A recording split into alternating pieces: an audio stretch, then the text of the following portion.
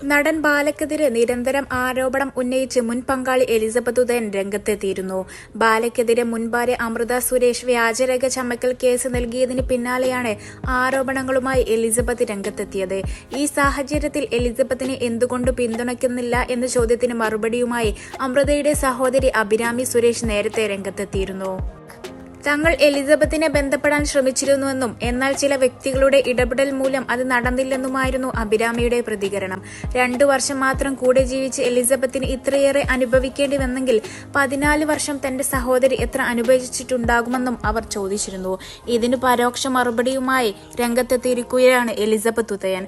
അമൃതയുടെയോ അഭിരാമിയുടെയോ പേര് പറയാതെയാണ് എലിസബത്തിന്റെ പ്രതികരണം. എലിസബത്തിന്റെ വാക്കുകൾ ഇങ്ങനെ: 14 വർഷം ഞങ്ങൾ അനുഭവിച്ചതാണ്, അവർ 2 വർഷമേ അനുഭവിച്ചിട്ടേയുള്ളൂ എന്ന് ചിലർ പറയുന്നത് കണ്ടു. 2 വർഷം അനുഭവിക്കുമ്പോഴേക്കും ഇവർക്ക് ഇത്രയും പിന്തുണയുണ്ട്. 14 വർഷം ഞങ്ങൾ അനുഭവിച്ചപ്പോൾ ആരും സപ്പോർട്ട് ചെയ്തില്ല എന്ന്. എനിക്കിതിൽ സപ്പോർട്ട് വേണമെന്നോ വേണ്ടെന്നോ ഒന്നുമില്ല. ഞാൻ അനുഭവിച്ച കാര്യങ്ങൾ ആളുകൾ അറിയണം. വേറെ ആരും ഇതിൽ പെടരുത്. ഞാൻ ആദ്യം തന്നെ കേസുമായി പോയിരുന്നെങ്കിൽ ഇതൊന്നും പറയാൻ ചിലപ്പോൾ സാധിക്കുമായിരുന്നില്ല. സംശയമുള്ള ആളുകളൊന്നും പിന്തുണയ്ക്കണ്ട. ഞാൻ എന്റെ കാര്യങ്ങളുമായി മുന്നോട്ടു പോവും. എന്താണ് ചെയ്യേണ്ടത് എന്ന് എനിക്ക് വ്യക്തതയുണ്ട്. കുറച്ച് ഡിപ്രഷനുണ്ട്, അതിന് മരുന്ന് കഴിക്കുന്നുണ്ട്. ഇടയ്ക്ക് ഡൗൺ ആയി പോയിട്ടുണ്ട്, അതിൻ്റെതായ വിഷമങ്ങളുമുണ്ട്. അല്ലാതെ വേറെ പ്രശ്നമൊന്നുമില്ല. എന്റെ കരിയറിനെയും കുടുംബത്തെയും മുന്നോട്ടുള്ള ജീവിതത്തെയും നാണം കെടുത്തിയിട്ടുള്ള പരിപാടികൾ വേറെ നടക്കുന്നുണ്ട്. മിണ്ടാതിരുന്നാൽ ഇത്രയൊക്കെ നടക്കാതെ പോകും. ഇപ്പോൾ എന്റെ ജീവിതത്തിന് അടക്കം ഭീഷണിയുണ്ട്, കുടുംബത്തിലെ ആളുകൾക്കടക്കം ഭീഷണിയുണ്ട്. എന്നിട്ടും തുറന്നു പറയുന്നത് ആളുകൾ ഇതുപോലെയുള്ള സാഹചര്യത്തിലൂടെ കടന്നു പോകരുത് എന്ന് കരുതിയാണ്.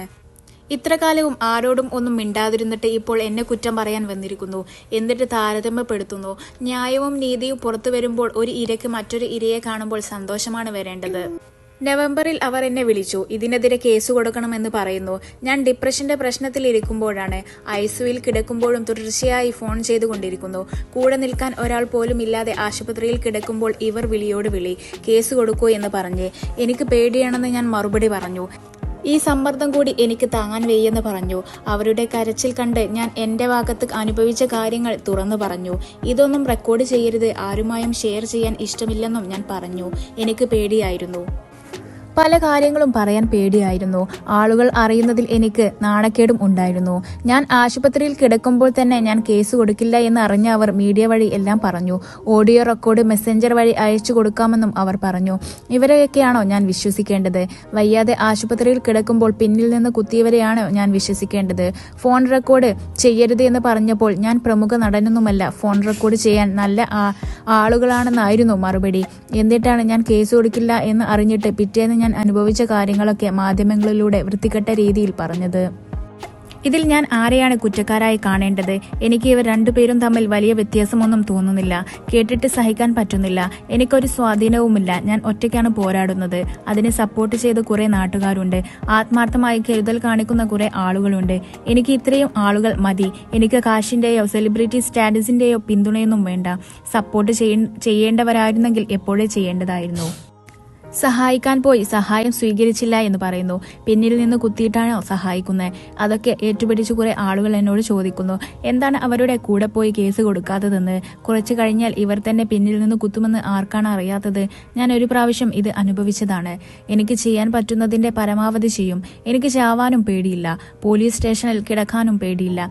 വിശ്വസിക്കുന്നവർ വിശ്വസിച്ചാൽ മതി, പിന്തുണയ്ക്കുന്നവർ പിന്തുണച്ചാൽ മതി. എന്റെ കാര്യം പറഞ്ഞ് ഒരാളും പേടിച്ചിട്ട് ഒന്നും ചെയ്യേണ്ട കാര്യമില്ല.